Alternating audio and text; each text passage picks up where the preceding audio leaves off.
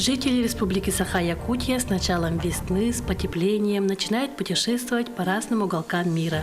Сейчас популярно изучать близлежащие республики, например, Бурятию с ее разнообразной природой, широкими реками, восхитительными озерами и горными хребтами.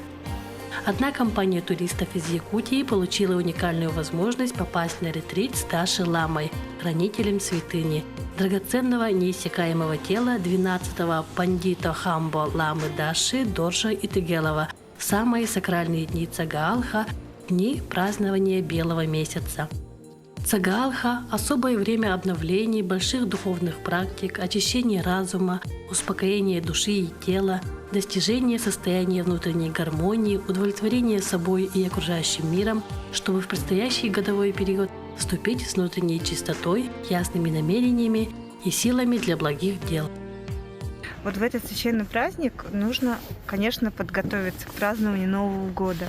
Вот и у нас были дни, это Дукжуба, когда мы оттираем все кусочком теста полностью и сжигаем все плохое. Весь негатив, все сжигается в огне, в ритуальном, также очищается огнем. Поэтому вот нам очень крупно повезло, что мы попали именно на этот праздник. И вот весь шлейф негатива, который был с нами, мы его оставили.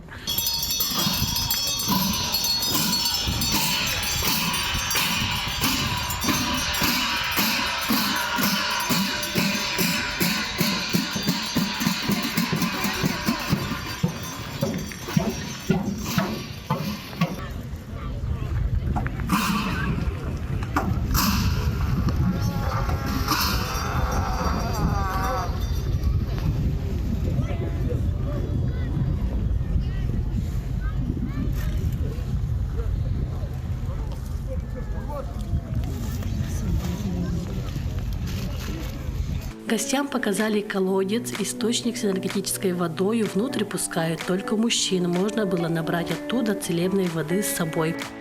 Это колодец с серебряной священной водой. Мы его испили, домик Хамбаламы Итыгелова, и затем мы поехали в Тамчинский Дацан. Раньше там находилась резиденция Хамбалам. И, конечно же, родовой Дацан Хамбаламы Итыгелова – это Янгажинский Дацан. Итыгелов приехал сюда в резиденцию. Ламы – это, получается, Тамчинского Дацана наслали проклятие и сделали жатха. Как переводится, что означает порча на ворота. Ага. И тогда Итыгелов разобрал вот это, получается, вот эти ворота. Да. Сказал разобрать. Вот это именно бревно. Ага. Алтын сыгрыз, Алтай Канавязь. Почему Канавязь? Потому что вот богиню Хамо мы говорили, это гневное божество, она на коне едет. И коня здесь привязывает своего. Ага. А так вообще это оленный камень, на нем олени вычищены. Ему более 3500 лет. Ну, такой древний камень. Но его когда вот Дацан строили, ламы специально принесли, установили как Канавязь. Богиня Хамо, Канавязь для богини Хамо. Такой древний человек рисовал. Видите, шея, вот, глаза, вот клюв у него, вот солнце. Такой олень. Поднимите руки, кто первый раз в Дацане. О, здорово, молодцы.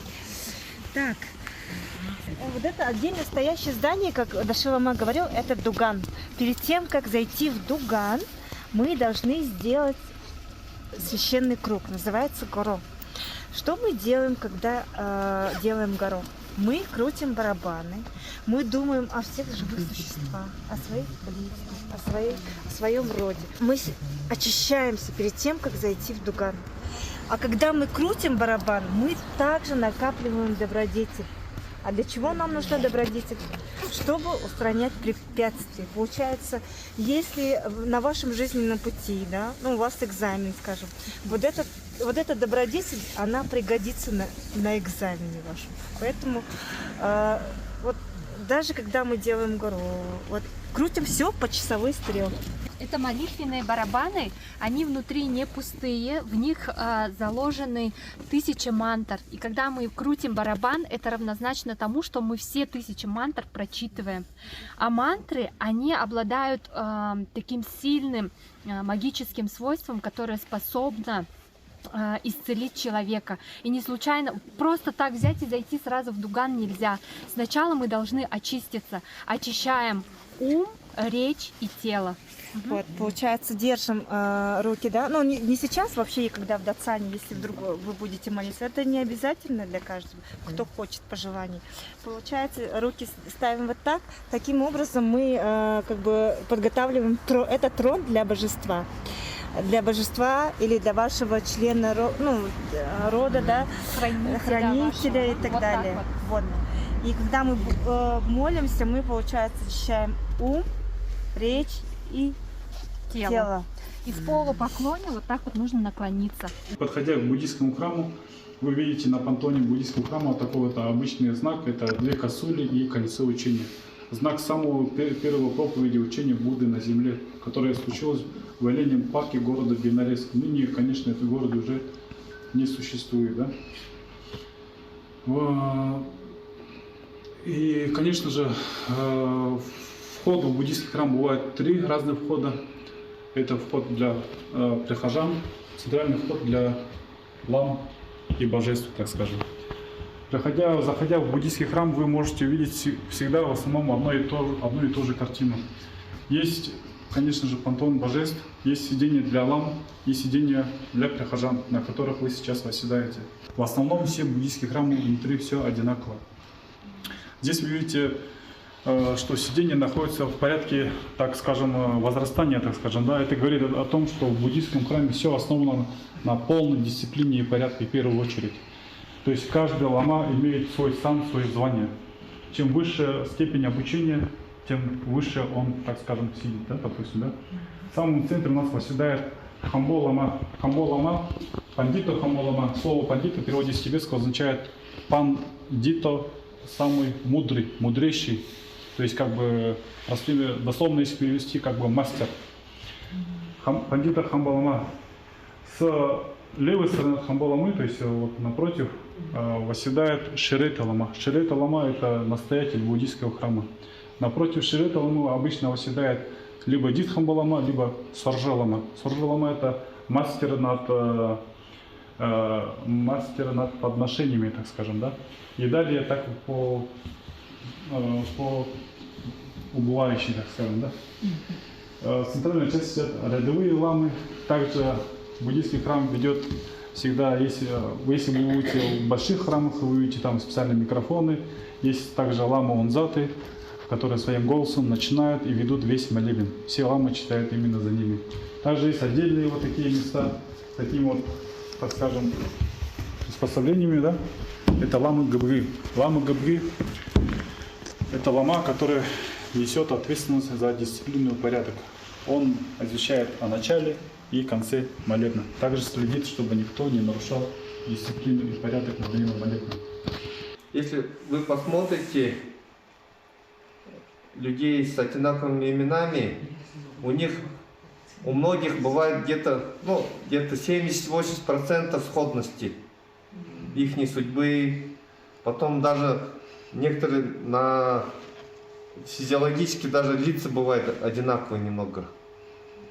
Если вот так проанализируете своих знакомых, близких или еще кого вы знаете, и вы это можете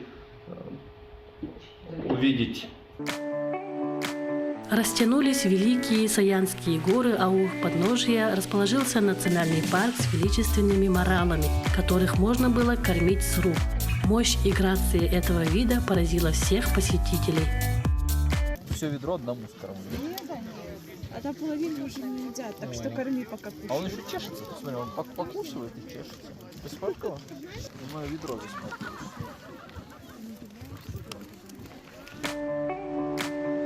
Далее ждала поездка в снежную сказку, горнолыжный курорт Мамай, катание на лыжах, сноубордах в горнолыжном курорте в Байкальске.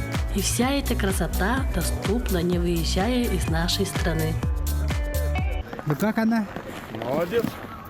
Вот балансом очень хорошо. Информацию тоже воспринимает замечательно. Говорит, спорта не хватает чуть жизни, но ничего, это поправимо. Каждый день, вот буквально с утра до вечера мы куда-то ездили, что-то делали, даже не было времени и не хотелось, честно говоря, находиться в социальных сетях, там где-то в интернете, в WhatsApp. Вот. Ну, усталости нет, наоборот, только прилив бодрости, сил, зарядка мощная, вообще перезагрузка. Мы сегодня сходили пешком с гостиницы 2 километра до берега, а с берега, как оказалось, подалече, почти 2,5 километра до рыбаков. А мы пошли, думали очень близко, подумали потом уже мираж, что ли, что-то вообще не приближаются эти рыбаки. Вот, да, попали, там где-то рыбаков 10 было сегодня. Сегодня будничный день, тем не менее рыбачат люди на Байкальский Омуль.